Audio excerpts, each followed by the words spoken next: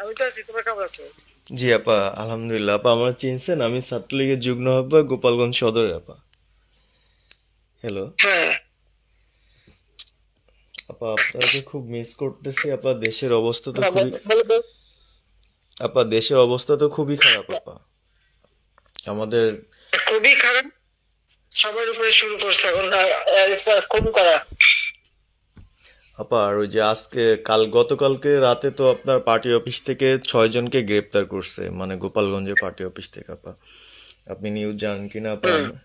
আমরা তো বাড়িতে ঘুমাইতে পারতেছি না আপা। এটা প্রশাসন খুব মানে খারাপ করতেছে, যৌথ বাহিনী অভিযান করতেছে আপা, এই অবস্থা।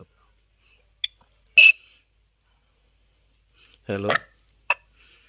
হ্যাঁ, ওখানে তো একজন শিবির আর একজন হলো ছাত্র দল, তাদেরকে বসাইছে এখন গোপালগঞ্জে। জি আপা, এইটা আসলে গোপালগঞ্জে এখন আপা আমার আমার আসলে আপনার সাথে অনেকদিন ধরে কথা বলার ইচ্ছা ছিল, বাট আপনি ধরছেন, অনেক ধন্যবাদ আপা।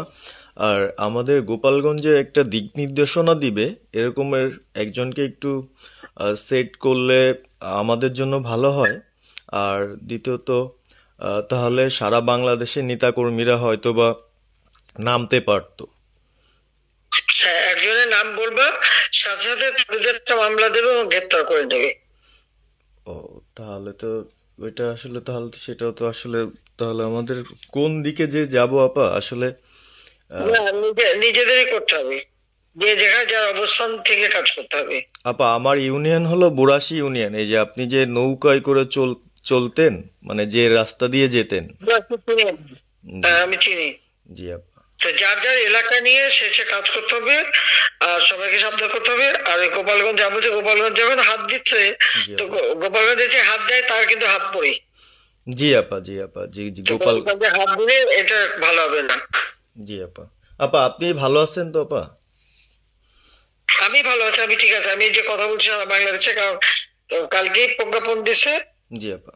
এনএসআই, র্যাব, ডিজিএফআই সবাইকে রিপোর্ট, আইজিপি কে ডেকে ইউনুস বলে দিছে, মানে আওয়ামী লীগ, আওয়ামী লীগের সাবেক এমপি, বর্তমান এমপি, ভবিষ্যতে এমপি হতে পারে, জি আপা।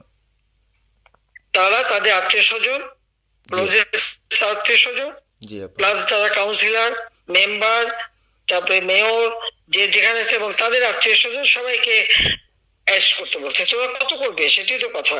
হ্যাঁ আপা, এখন আমি কত করবে?